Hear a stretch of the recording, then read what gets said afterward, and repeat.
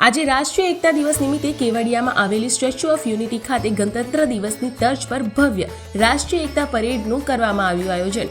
આઝાદ ભારતના શિલ્પી અને લોહ પુરુષ સરદાર વલ્લભભાઈ પટેલને શ્રદ્ધાંજલિ આપવા માટે દેશભરમાંથી સુરક્ષા દળોના જવાનો થયા એકઠા।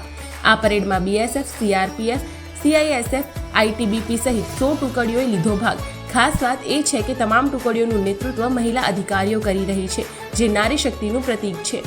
આ ઉપરાંત એનડીઆરએફ, એનએસજી, જમ્મુ કાશ્મીર, મહારાષ્ટ્ર અને ગુજરાત સહિત 10 રાજ્યોની ઝાંખીઓ જોવા મળી।